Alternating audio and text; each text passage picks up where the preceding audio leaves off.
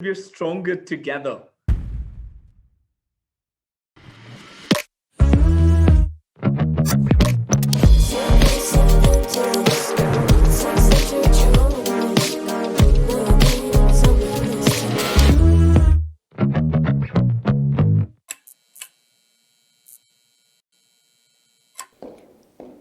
Today I'm speaking with Sneha, Rekha, and Kabir about R.E.A.L, a booming new initiative for racial equality in arbitration. Hi, hey, hi. Hello. Hi everyone. Hi, everybody. This is awesome. I see all of you. How's it going? We're so grateful that you picked R.E.A.L to give the three of us a collective platform to talk about it.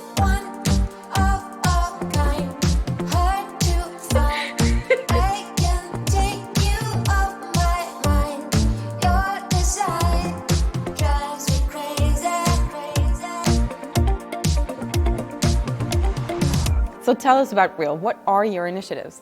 We've thought critically about what are the avenues that pertain particularly to access and advocacy. And so what do these mean? Access to the arbitration club, opening the door to more practitioners, to their intellect, to their voices. Advocacy, to build awareness, to discuss the lack of diversity. Sometimes these are uncomfortable conversations, and to transform our field. And how do you plan to achieve a change in accessibility? This is a critical question. Is the focus domestic? Is the focus regional or international? I think that is a pivotal question. And for us, representation occurs at all three levels. No matter what your background is, very often you are internationally disposed. You often speak more than one language. You often have a master's degree. All these are signs of privilege, right? So while race is one very critical component, we're talking about other access points that a lot of people, even within developed countries, may not have access to. So we are trying to address it at all levels. So you just founded R.E.A.L and had your launch event in January. Why do you think now is the time for R.E.A.L?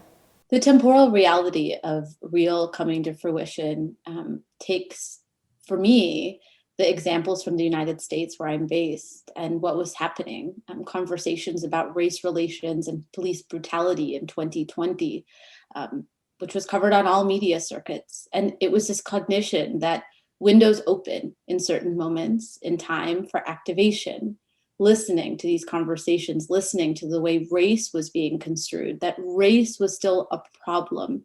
And somehow that race was also something we weren't easily able to talk about in circles, social circles, much less in our professional circles. Why is that? Is there anything you personally experienced that motivated or inspired you to contribute to R.E.A.L? Personally speaking, like I've had the chance, to meeting these people who are not scared of hiring international people. But that's when I have my visa appointment, like 70% of my annual stress comes from my visa. I hear you.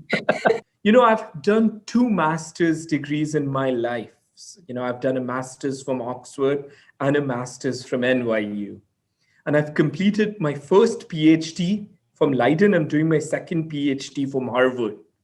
And this is a question everyone asks me. It takes a variety of forms, some of which will be, wow, you really like to study. There's another school of thought that will tell me, you're crazy, right? You really don't want to give up. But the honest reality is that as a person of color, I feel I have to work twice as hard. Otherwise, I'm just not going to get the same opportunities. And I'm a male person of color. This is where intersection will come in. I am 100% confident if you talk to women of color, and we have 2 on the screen with us, the journey is going to be even more difficult because they are fighting a gender and a race battle. And what can we do to eliminate implicit biases? We all have them, conscious and unconscious biases. It's not to say that just because you are a diverse person or an intersectionally diverse person, you don't come to the table with these prejudgments. And so I think the starting point is consciousness. How do you keep it a key concern? And it's by confronting, your own, let's say, prejudices. The amount of things people say just casually to me in conversation that I'm genuinely shocked by. I think it's because they think, as they say it themselves, we're just having a casual conversation.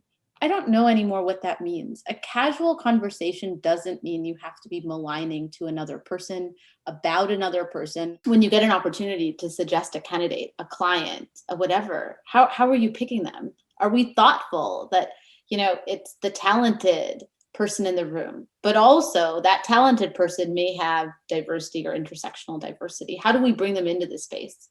So if R.E.A.L could achieve one thing in the next year, what should that be? I think, we're trying actually not to set tangible goals without speaking to members, And this gets to the point of safe spaces, because safe spaces, I think, are spaces where people affected can voice concerns. For me, the best demonstration for that very often actually comes to gender issues, issues concerning procreation, issues concerning a woman's body that are often legislated by men who are often not talking to women. And we definitely don't want to be guilty of that, right?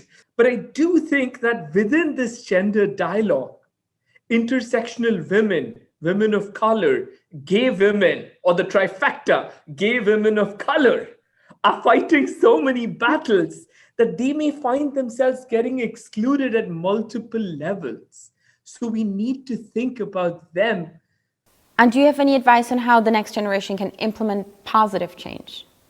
My advice, if anything, for young lawyers would be, don't be afraid to speak up. And this is what, one of the goals next year. I hope that intersectionality and racial diversity, racial equality, all these terms, will be accepted as something, as a real problem at work, if someone is facing any of these issues, honestly, it can only be fixed, when we all come together.